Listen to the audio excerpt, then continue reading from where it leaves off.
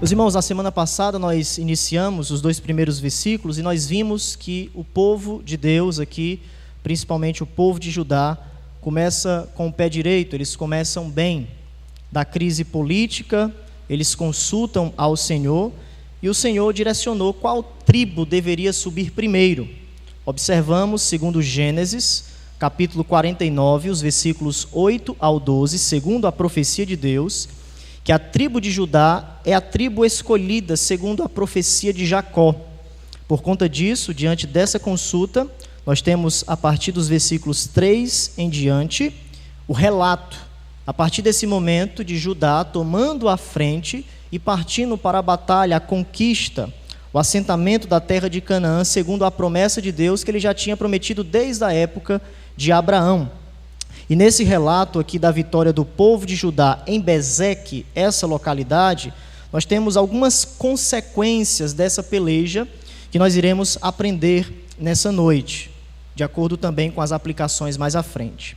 3 coisas, de maneira bem básica, nós podemos estruturar esses versículos para que possamos aprender de maneira mais atenta àquilo que Deus tem a nos dizer diante desse cenário, desses nomes muitas vezes novos, né? Essa geografia, essa história, um relato até que nos causa uma certa estranheza quando nós vemos aqui o agir de Deus diante do povo, ferindo os cananeus, os fariseus, cortando os polegares, as mãos. Então a gente, por conta do nosso contexto e cultura, causa uma certa estranheza quando a gente lê e a gente tem, à primeira vista, manter uma certa distância diante desses textos, porque muitas vezes não faz parte do nosso cotidiano. Mas sempre temos frisado aqui, toda escritura é inspirada por Deus e que aqui está diante de nós, nós precisamos entender esses versículos. Então, 3 coisas básicas. Em primeiro lugar, o versículo 3, nós temos uma aliança fraternal, nós iremos observar isso. O versículo 4, temos uma vitória, e os versículos 5 ao 7, a consequência dessa vitória.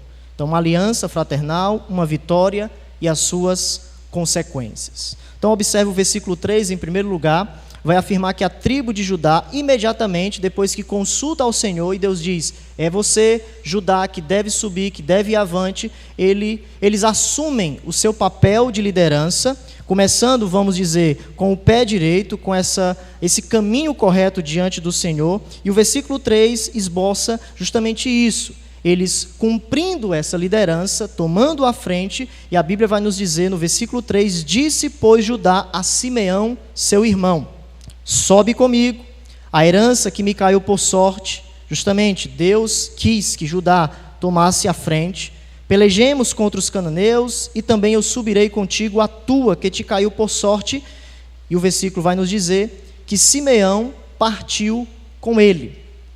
Por conta desse versículo, é interessante os irmãos entenderem que alguns afirmam que essa aliança de Judá com Simeão deve ser vista de maneira negativa. Em que sentido?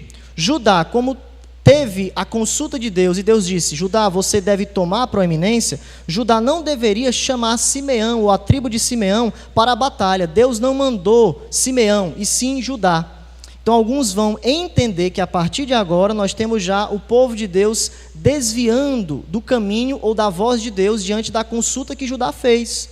Judá deve tomar a proeminência, deve tomar a liderança. E por conta disso, alguns vão afirmar que esse pedido de Judá para Simeão não era algo que Deus prescrevia, não era algo correto. Porém, eu acredito que esse pedido não deve ser visto de maneira negativa, e sim positiva. Essa aliança é uma aliança fraternal. É uma aliança que Judá, diante das profecias de Deus, já tinha percebido e não teria nenhum problema de eles tomarem essa liderança e, ao mesmo tempo, chamar outras tribos para que assim pudesse cooperar nessa relação de conquista da terra de Canaã. E 2 coisas nós podemos acrescentar sobre essa positividade de que, de fato, nós temos aqui uma aliança positiva de Judá para Simeão. Em primeiro lugar, eles possuem um parentesco, ou seja, eles são irmãos completos. Quando chegamos em Gênesis capítulo 29, Lia, que Deus nos diz, a palavra de Deus nos diz que ela se tornou fecunda, né, e teve 4 filhos, Rúben, Simeão, Judá e Levi. E a Bíblia vai dizer que, justamente nesse contexto, Judá e Simeão são irmãos completos, da mesma mãe. Então, era ali, naquele contexto, algo necessário. Por conta desse cenário, não teria problema nenhum acerca disso. Mas também nós vemos, e na pregação passada, em Josué capítulo 19, que entre ali o território designado a Simeão, aquele território também estava tomando parte do território de Judá, limites do território de Judá. Simeão também ali estava, pela ordenança de Josué, naquela separação das tribos e da terra, Simeão também tinha essa proporção de terra. Então, ao convidar Simeão para que participasse da campanha, Judá, eu acredito, não deve ser visto de maneira negativa, mas ele está tomando a sua proeminência de líder, tomando Simeão junto com eles, para que eles possam conquistar a terra de Canaã. Então, em primeiro lugar aqui, o que a gente pode aprender é que nessa liderança há um espírito de cooperação. Eles cooperam juntos para pelejar contra os inimigos de Deus. Versículo 4, nós temos agora, diante dessa cooperação, uma vitória. O autor vai afirmar que Judá obteve uma vitória tremenda sobre os cananeus e os ferezeus. Ele subiu e o Senhor lhe entregou nas mãos os cananeus, os fariseus, e aqui nos diz que eles feriram 10.000 homens. Então, de acordo com esse relato, o autor quer nos mostrar que essa investida inicial, a vitória que Deus deu para o povo, ela deve ser observada aqui de algo bastante grandioso. Eles feriram 10.000 homens, e alguns acreditam que esse número 10.000 não pode ser entendido de maneira literal, é apenas algo geral. O autor está dando uma proximidade de quantos homens Judá e Simeão atingiram logo nessa investida inicial. Então, o ponto do autor é nos mostrar que a vitória foi tão grande que 10.000 homens foram atingidos. Judá e Simeão partiram pela peleja contra esses inimigos de Deus, e eles tiveram um êxito muito grande. O ponto aqui, meus irmãos, é que o próprio texto vai nos afirmar: o Senhor lhe entregou nas mãos. Feriram em Bezeque 10.000 homens. Então, o cumprimento da promessa, no versículo 2, Judá, você subirá, e não esqueça, eu entreguei nas mãos seus inimigos. Vocês vão avançar e vocês vão conquistar. Então veja que essa investida, essa peleja, esse êxito de Judá, apesar de todo esse cumprimento da responsabilidade humana, Deus quer nos mostrar, o autor quer que nós possamos entender isso, essa investida, essa proporção gigantesca de 10.000 homens que o Senhor entregou, os inimigos, nas mãos do povo de Israel. Então, nós temos aqui nesses dois versículos algo bastante simples. Nós temos uma cooperação e, ao mesmo tempo, eles subindo e Deus dando vitória para eles. Mas os versículos 5 ao 7, nós começamos a observar as consequências dessa vitória. Diante desses versículos, o autor dedica aqui a captura, a mutilação e a morte ali do rei ou do senhor Bezeque, ou Adoni-Bezeque, que o texto aqui vai colocar. Então veja no versículo 5, em Bezeque, naquela localidade, encontraram Adoni-Bezeque. Então tudo indica aqui que esse nome não é um nome pessoal, mas é um nome ou um título, certo? Como por exemplo, nós temos Faraó, temos o primeiro, o segundo, o terceiro e assim sucessivamente. É um título. Da mesma forma aqui, Adoni-Bezeque é um título de um rei, de um governante naquela época, que estava assumindo proeminência.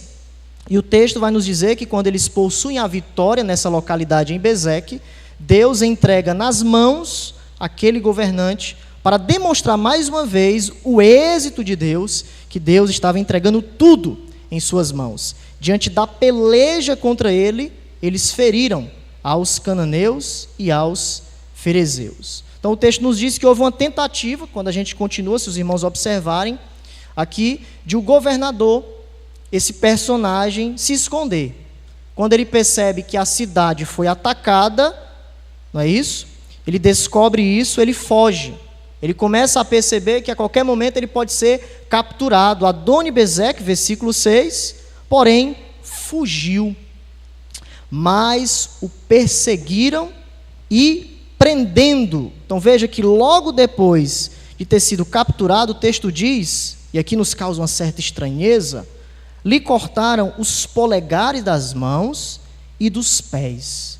Então nós temos aqui, nessa consequência da vitória de Deus, 3 consequências que a gente pode olhar para esse texto e observar. 3 consequências. A primeira consequência eu colocaria como algo puramente pragmático. O que é isso? Algo puramente pragmático. A primeira consequência é algo pragmático, é a prática. Essa forma de castigo que a gente observa aqui, cortar os polegares e as mãos, era algo, naquela época, que era feito. Naquela época, quando algo conquistava, algum império ou imperador conquistava, a primeira coisa que eles faziam era cortar os polegares das mãos e dos pés. Por quê? Porque isso demonstrava, naquela época, o objetivo era humilhar a vítima. Como é que eles humilhavam? Eliminavam qualquer possibilidade de ele pegar em uma arma, de ele se locomover, uma arma no futuro. Por quê? Porque isso, cortar os polegares e as mãos, simbolizava a cessação do seu reinado. Então, naquela época, a cultura entendia justamente isso. Como é que a gente pode olhar, o que é que a gente pode fazer de nível pragmático, de prática, para justamente demonstrar a cessação deste governante. Todas as vezes que eles capturavam um certo príncipe, governador e etc., eles tomavam essa prática. Então, era uma prática conhecida naquele período, que a gente vai ver mais à frente, que Israel se apropriou dela, mas não era uma prática israelita, era uma prática ou uma ética cananeia, que Israel tomou para si, mas a gente vai ver mais à frente que Deus não mandou capturar, mas exterminar os cananeus. A ética aqui, nessa questão prática, e a gente já começa a observar aqui Israel começando a absorver a cultura daquela época e começar a ter uma atitude humana ou os meios humanos e não observar aquilo que Deus tinha mandado em sua palavra. Mas à primeira vista, em primeiro lugar, nós temos uma consequência dessa vitória em nível pragmático. A prática daquela época era justamente essa. Mas a segunda consequência é a percepção teológica. E nós vimos isso em nossas primeiras mensagens, a nossa introdução, a gente olhar para o texto e observar o que o texto pode apontar para o caráter de Deus, para a justiça de Deus, para os seus atributos, diante dessa narrativa maravilhosa que foi inspirada pelo Senhor. Então, é interessante porque Adoni-Bezeque olha para esse acontecimento de sua vida como algo não meramente natural. Se nós olharmos de maneira atenta, ele diz o seguinte: então disse Adoni-Bezeque, 70 reis, a quem haviam sido cortados, veja, a prática que ele fez, quando ele conquistou, a primeira coisa que ele demonstra para aquelas pessoas que ele conquistou era justamente cortar os polegares das mãos para demonstrar, eu estou no comando, vocês estão cessados, apanhavam as migalhas debaixo da minha mesa. Então veja a questão nessa relação, né, de reduzir ao ponto de eles comerem as migalhas debaixo da sua mesa. Assim como eu fiz, assim Deus me pagou. E o levaram a Jerusalém e morreu ali. Então, Adoni-Bezeque, um pagão, diante daquele contexto, nos ensina que Deus está retribuindo por sua própria crueldade. Ele olha aquele acontecimento e ele diz, há uma perspectiva além dessa história. Há uma história por trás dessa história. Ou seja, Deus, ou Deus de Israel, está nesse processo aqui. E ele cita o exemplo dele. 70 reis, um número arredondado, vamos colocar assim, para mostrar e para dizer que ele era o chefe de todos. Veja, 70 reis, eu sou o chefe de todos. Eu reduzi todos eles a migalhas debaixo da minha mesa. Ele tratava como cães, mas o seu comentário é importante.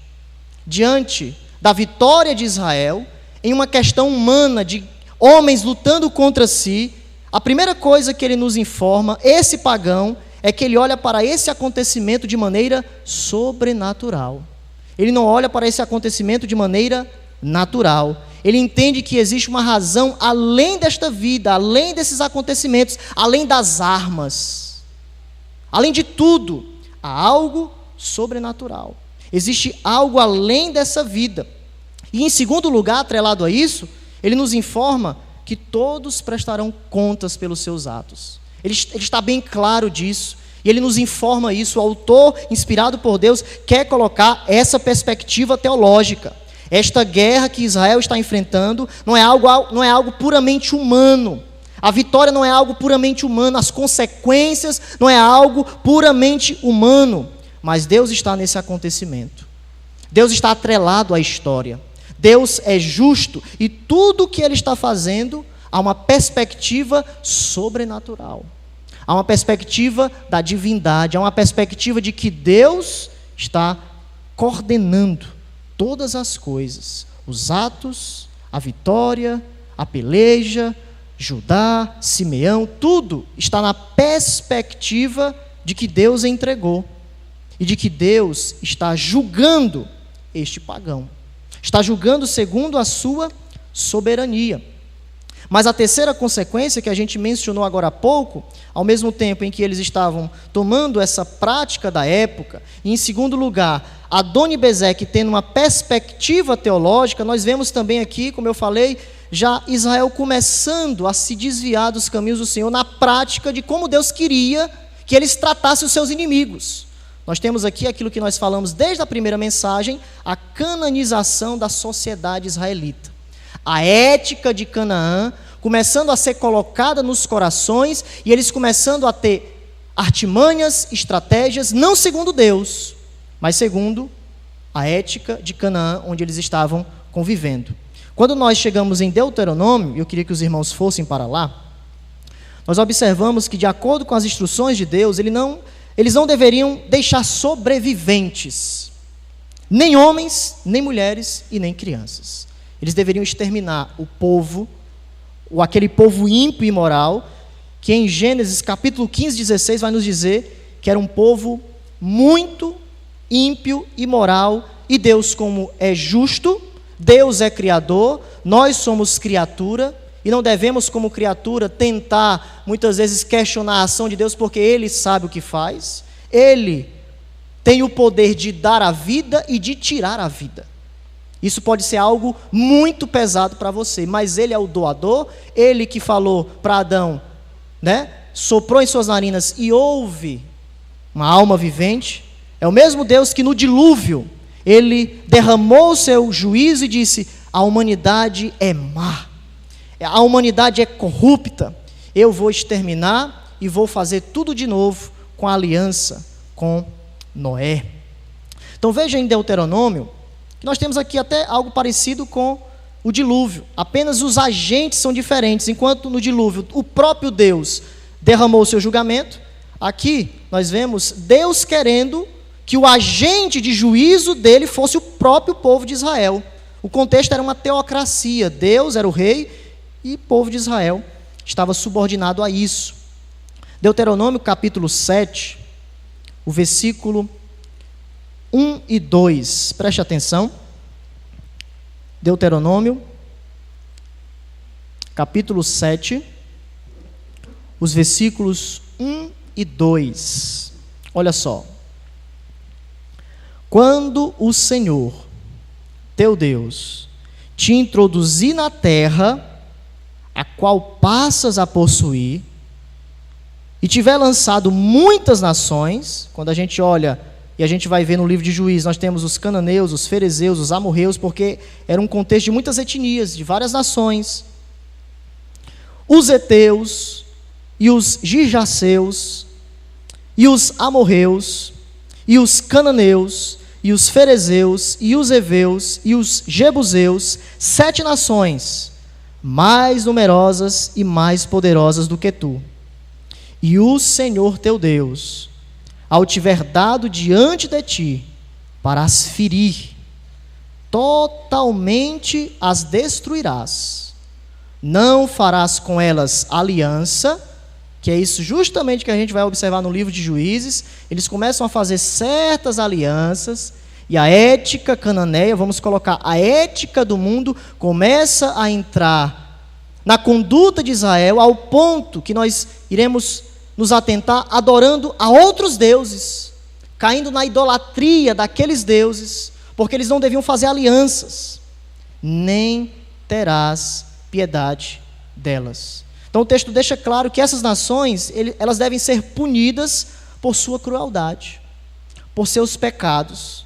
E em Gênesis capítulo 15, versículo 16, nos diz que tornarão para aqui, porque não se encheu ainda a medida da iniquidade dos amorreus. Chegará o dia que a iniquidade deles vai chegar no topo e eles precisam ser exterminados. Por quê? Porque Deus é justo. O Deus da justiça quer usar Israel como seu agente de justiça, demonstração de que ele está julgando todas as coisas. E foi a mesma coisa que Deus fez contra Israel.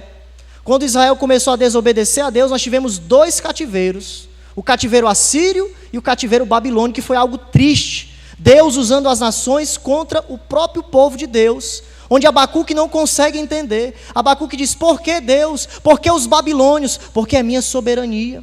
Mas também eu vou julgar os babilônios, eu vou julgar as nações, porque eu estou no comando de todas as coisas. E nós observamos na história de Deus, ou na história, vamos dizer, humana, que sempre Deus tem julgado o seu povo, utilizando as autoridades, utilizando os impérios, utilizando o Covid, utilizando todas as coisas como agente do seu juízo e, ao mesmo tempo, da sua misericórdia. Então, os autores bíblicos não têm problema, quando nós chegamos na cultura odierna, de olhar para esses textos e observar tudo isso. Os autores, eles partem do ponto que Deus é justo, que Deus sabe o que faz, que Deus dá e Deus tira. Foi assim que Jó fez. Deus me deu e Deus tomou. Louvado seja o nome do Senhor.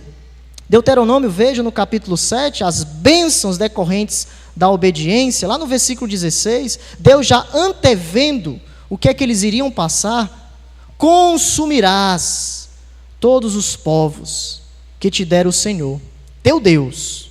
Os teus olhos não terão piedade deles, nem servirás a seus deuses. Por isso te seria por ciladas. Então, tanto essa questão teológica como pragmática, Deus está colocando diante de nós. Moisés, os autores bíblicos, vocês devem fazer aquilo que Deus ordena. E quando nós voltamos para Juízes, volte para lá, o povo de Deus fez justamente o contrário. Não fez aquilo que Deus tinha mandado. Por quê? Porque na continuação do relato, os irmãos vão observar algo interessante. Volte para lá e olhe para o texto, para que a gente possa aprender olhando para o texto. Quando nós temos Adoni-Bezeque tendo a perspectiva de que Deus estava julgando, estava tratando ele segundo os seus atos, o versículo 7, a continuação, vai evidenciar justamente essa cananização do povo de Israel, essa ética cananeia. O texto vai dizer o seguinte: olhe para o texto e observe a continuação no versículo 7. Quando eles capturaram Adoni-Bezeque, nos diz: o levaram a Jerusalém e morreu ali. O autor quer enfatizar justamente isso. A tribo não fez o que Deus tinha mandado, mas diante da captura esperou ele morrer, provavelmente uma infecção. Ele morreu por causas naturais, sangrando até a morte, em decorrência dessa infecção. E o texto finaliza justamente com essa condição problemática de Judá, mostrando essa conduta. Eles estavam utilizando a sabedoria humana e não estavam utilizando a soberania, a sabedoria de Deus. Essa é a primeira indicação clara. Nós olhamos para esse texto e aprendemos que as coisas começam a desandar. Qual é a primeira indicação clara que as coisas começam a desandar? Qual é o prenúncio da queda? É quando nós obedecemos de maneira parcial. Aqui é o prenúncio da queda. Nós estamos aqui, mas obedecemos de maneira parcial. E obedecer à voz de Deus é cumprir tudo aquilo que Ele ordena, segundo as Escrituras. Não pode ser nem meio, nem 80, nem 50, nem 90, tem que ser segundo o que Ele ordenou. Nada parcial. Parcialidade é algo trágico nas Escrituras. Parcialidade é nós, de fato, não nos atentarmos àquilo que Deus quer para nós. No final das contas, é não obedecermos a Deus. E Deus quer a obediência completa. Que nesse contexto aqui, é claro que nós estamos em outra dispensação, mas nessa realidade, nesse contexto de lei, de teocracia, a obediência de Deus, a vontade de Deus para eles, era Deuteronômio capítulo 7. Deuteronômio capítulo 7, eles não obedeceram à voz de Deus. E aqui a gente já começa a observar essa ética, o mundanismo entrando dentro do contexto do povo de Israel. Hoje nós seremos mais breves nessa mensagem, mas nós teremos algumas aplicações. A primeira aplicação, meus irmãos, que nós podemos observar nesse texto, que nós já falamos aqui, é o espírito de cooperação. A primeira verdade, a primeira aplicação, uma aplicação importante que nós aprendemos aqui. Por quê? Porque em vez de Judá se orgulhar de sua posição superior de comando, diante das tribos, eles não partem sozinhos. Eles partem com Simeão. Eles querem compartilhar a liderança. Eles querem compartilhar a conquista da terra. Nós iremos subir, mas nós iremos chamar os nossos irmãos. Um espírito de liderança, mas ao mesmo tempo um espírito de cooperação. Nessa relação uns com os outros, Judá nos ensina: não deve haver espaço para o orgulho, não deve haver espaço para quem é o melhor, e sim apenas para o foco. O foco é a conquista, o foco é nós conquistarmos Canaã, e para isso iremos chamar os nossos irmãos, vamos cooperar uns com os outros, ou seja, trazendo para o nosso contexto agora, odierno, dos nossos últimos dias, o nosso foco é o Evangelho. O nosso foco, meus irmãos, é o clamor. O nosso foco é a restauração, e nós aprendemos isso nessa manhã. Precisamos de um espírito de cooperação, de mãos unidas para conquistarmos aquilo que Deus tem para nós. Vamos pelejar, mas vamos pelejar com os nossos irmãos. Não vamos pelejar sozinhos. Vamos pelejar com esse espírito de cooperação. A tribo de Judá era mais forte, mas não desprezou o mais fraco.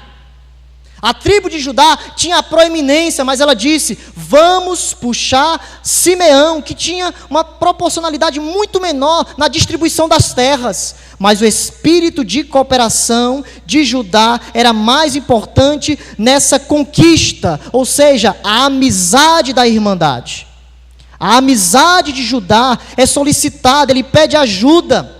A cabeça não pode dizer aos pés: não tenho necessidade de vós. Mas a cabeça, que tem o entendimento, ela precisa dizer para os pés, ela precisa dizer para a pessoa do lado, ela precisa dizer para a frente: eu preciso de vós. Eu preciso compartilhar aquilo que eu tenho com você, eu preciso caminhar contigo. Nós precisamos do foco. O foco é o Evangelho de Jesus. O foco, meus irmãos, é nós estarmos nesse espírito de cooperação. E Judá nos ensina isso. Mais forte, mas não desprezou a tribo mais fraca. Precisamos de vocês. E quando nós conquistarmos, nós vamos conquistar junto com vocês a terra de vocês, que caiu por sorte, que caiu por herança. Mas também nesse espírito de cooperação, nós temos a realidade de que nós devemos estar dispostos a oferecer ajuda. O texto vai dizer: venham conosco, a herança que nos caiu por sorteio, e lutemos contra os cananeus. Veja, todos os cristãos, mesmo aqueles de diferentes tribos, deveriam fortalecer as mãos uns dos outros contra os interesses comuns do reino de Satanás. Todos. Nós temos um mesmo interesse: conquistarmos, estarmos na atribuição do que Deus nos ordenou. E nessa cooperação, nesse espírito, deve haver a liberalidade de nós estarmos dispostos a ajudar. Não somente ter um entendimento. O entendimento eu tenho certeza que todos vós possuem. Mas quando nós estamos dispostos a ajudar, há uma mortificação, há um sacrifício, há uma prioridade de eu colocar o outro em primeiro lugar. Venham conosco. Há essa pluralidade de eu, de fato, estar nessa disposição de entrar no espírito de cooperação. É um espírito. Não é uma questão de mentalidade, é um espírito. É o nosso coração se movendo para a unidade de Deus. É Deus descendo sobre nós e movimentando o nosso coração ao ponto de nós deixarmos as nossas preferências, deixarmos os nossos planos e entrarmos no foco. O foco é esse. O foco é que eu quero ver o meu irmão andando comigo. Venham conosco. É Deus dizendo para nós, irmãos, venham comigo, venham conosco. Eu dei uma herança para vocês. Eu dei um plano para vocês. Eu tenho algo grandioso para vocês. Vão pelejar contra os seus inimigos. Vão juntos. Você não vai sozinho. Se você for sozinho, você vai se arrebentar. Você não vai conseguir. O plano de Deus sempre foi essa pluralidade. Adão estava só. Colocarei uma auxiliadora. Ele está incompleto. Ele precisa de uma auxiliadora para dar a retaguarda, para auxiliar. E assim foi. As tribos, um líder e várias pessoas. Davi, um grande rei, mas segundo o povo. E assim sucessivamente. O próprio Cristo, que é o cabeça, tem o corpo, a igreja, membros, dons. O espírito de cooperação. Esses que ajudam dessa forma, meus irmãos, em amor, são motivados pela graça de Deus, pela ajuda graciosa do Senhor. Então essa é a primeira aplicação. Nós olhamos para esse texto e observamos um espírito de cooperação. Em segundo lugar, nós precisamos utilizarmos as bênçãos de Deus para o nosso próprio benefício. Utilizarmos as bênçãos de Deus para o nosso próprio benefício. O autor de Juízes declara que depois da vitória, eles utilizaram a ética cananeia. Nós já vimos agora há pouco. Eles deveriam fazer aquilo que Deus mandou em Deuteronômio. Mas eles receberam uma bênção de Deus e não utilizaram da forma que Deus assim prescrevia. Como vimos, para decidir como eles iriam tratar os cativos, aquelas pessoas que eles tinham conquistado. E às vezes nós somos assim. Às vezes, meus irmãos, nós somos tão abençoados que quanto mais Deus abençoa, mais nós nos distanciamos do Senhor. Quanto mais vitória Deus nos dá, parece que mais nós esfriamos na fé. Saímos do caminho de Deus. E a gente está aprendendo aqui o Salmo 23. E sabe o que é belo no Salmo 23? É que Davi, quando ele estava derrotado, ele olhava para Deus. Mas também quando ele está no Salmo 23, que ele estava na maior bênção dele, ele tinha contentamento em Deus. Davi não fugia da presença de Deus. Em todos os momentos ele estava com Deus. Porque quanto mais Deus nos abençoa, mais nós devemos estar perto de Deus. Mas infelizmente, quando nós somos abençoados nas finanças, nas questões triviais, nós começamos a deixar a Bíblia de lado, começamos a deixar a oferta de lado, começamos a colocar outras prioridades, não temos a percepção de quanto mais Deus me abençoa, mais eu vou abençoar o meu próximo, mais eu vou abençoar os missionários. Nós não aproveitamos as bênçãos de Deus para a sua glória. Mas nós pegamos essas bênçãos que Deus está nos dando e começamos a ter um olhar carnal, um olhar que não é direcionado para as coisas de Deus. O esfriamento espiritual muitas vezes chega na nossa porta. E uma coisa eu estava meditando esses dias, onde uma irmã me disse algo que eu fiquei meditando, sobre esses processos de aconselhamento. Ela me disse o seguinte: pastor, muitas vezes nós temos tantas coisas na igreja, mas nós não temos comunhão com Deus. E eu fiquei refletindo sobre isso. Eu fiquei pensando, quantos momentos eu estou com a escritura lá em casa, preparando o sermão para os irmãos, mas muitas vezes eu estou preparando o sermão para o domingo e não estou preocupado de, em primeiro lugar, aquela mensagem atingir o meu coração. E se a gente não tiver o cuidado, a gente começa a ler, começa a fazer as coisas de maneira profissional. E a gente perde a essência. A essência é a comunhão com Deus. Nós temos tempo para tudo. Estamos na igreja fazendo tudo, mas nós não temos tempo para o dono da obra.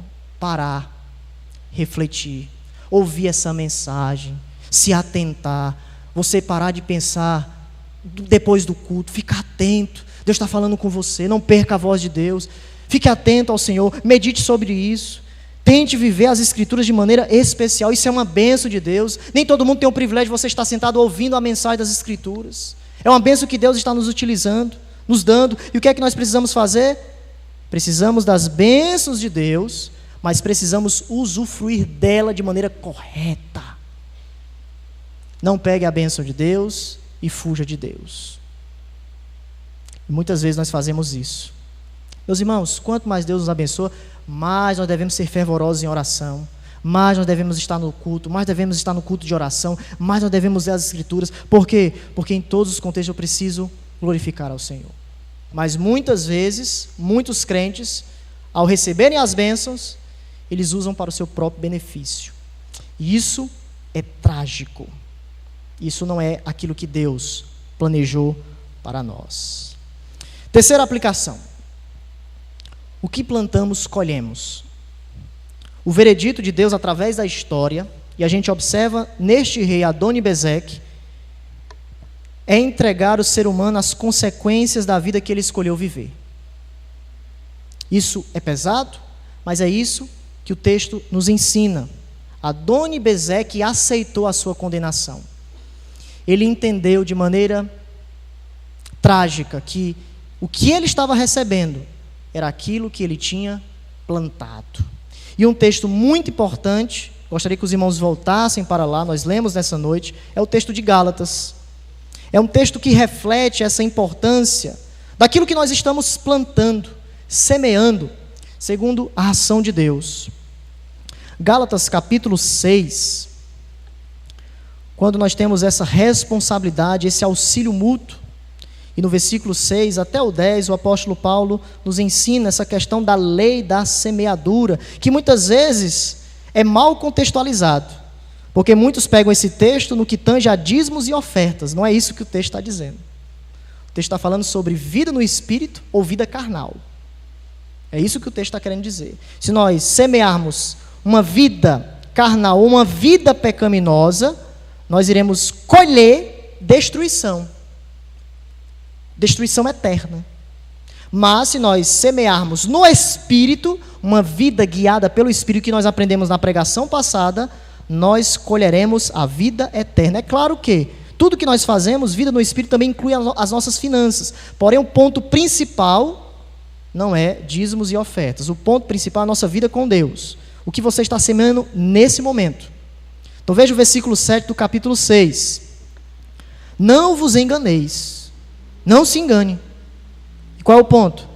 Todos colherão as consequências de suas ações. É esse o ponto do texto. Não vos enganeis, de Deus não se zomba. Pois aquilo que o homem semear, isso também ceifará.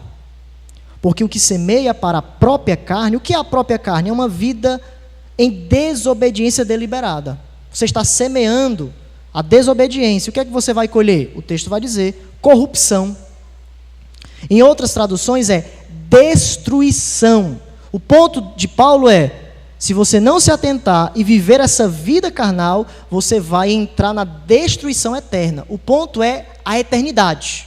Esse é o ponto de Paulo. Por quê? Porque mais à frente ele vai falar sobre vida eterna.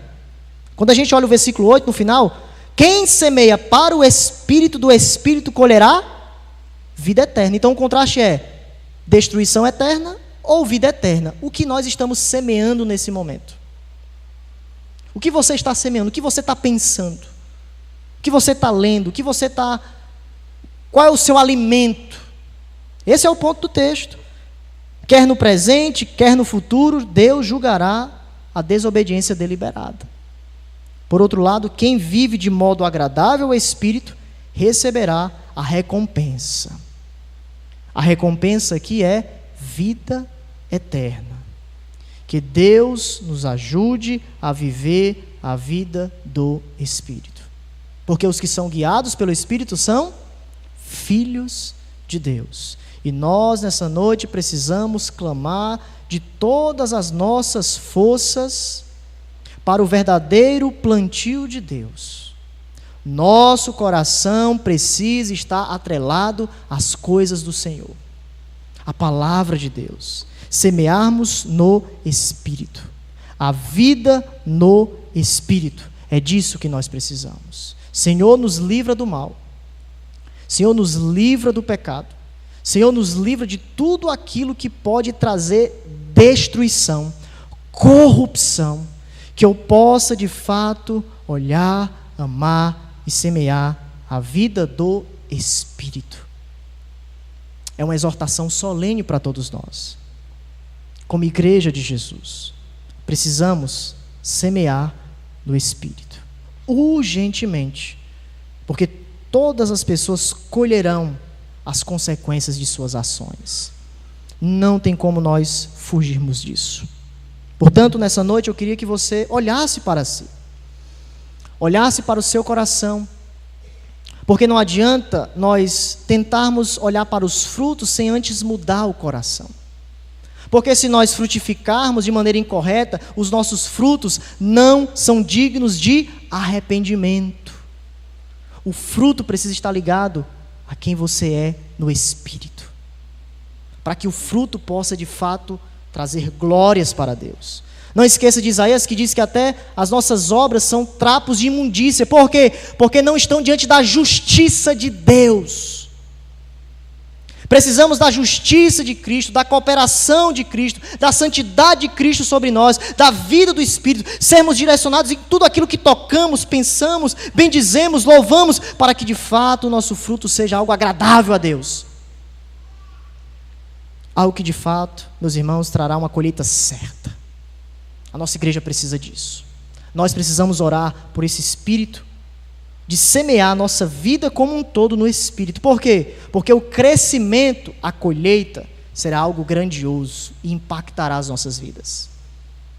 Não será um crescimento qualquer, mas será o crescimento do Espírito. E é disso que nós precisamos. E por fim, meus irmãos, a quarta aplicação, diante desses versículos, nós vemos a providência de Deus. E como é que a gente observa a providência de Deus? Quando Ele desperta a nossa consciência para o pecado. Olhamos e vemos a providência de Deus quando Ele desperta a nossa consciência para o pecado. Adoni-Bezeque disse: Deus trouxe isso sobre mim.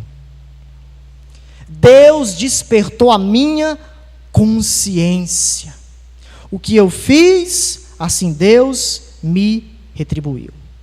Eu vejo aqui o poder da consciência sobrenatural de Deus em nossos corações, despertando o íntimo do nosso ser e percebendo que aquilo que nós estamos fazendo pode trazer algo trágico para a nossa vida. A consciência de Deus traz o pecado à memória, e quando traz o pecado, há um peso de dizer: eu não quero isso,